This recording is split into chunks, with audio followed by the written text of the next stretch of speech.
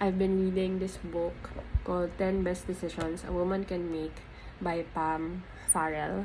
And I wanted to read something that is parang a eureka moment for me, or parang it's a good nudge or reminder from God.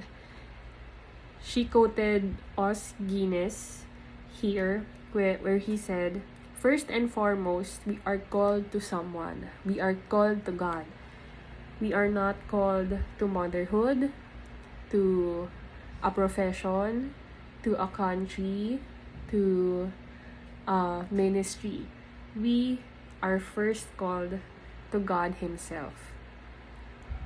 And, oo nga no, parang kasi I spent a lot of years questioning or asking God na, Lord, ano bang calling ko? Or ano bang gusto mong gawin ko sa buhay ko?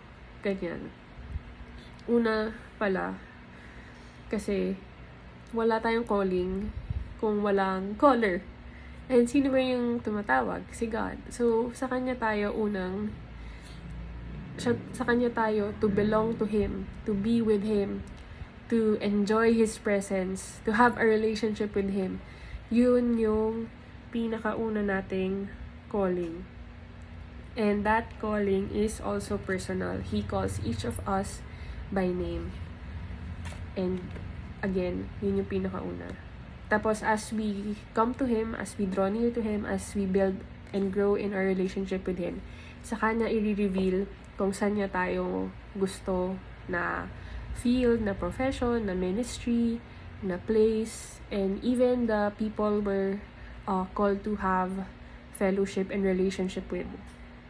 Si Lord din yung mag-guide sa atin through that. And in my experience, God has always been generous in pouring out wisdom, in pouring out His Spirit, so that, there's no confusion, there's no disorder on our end. God is a God of order. So kung nalilito ka, saan ka called? Called ka kay God.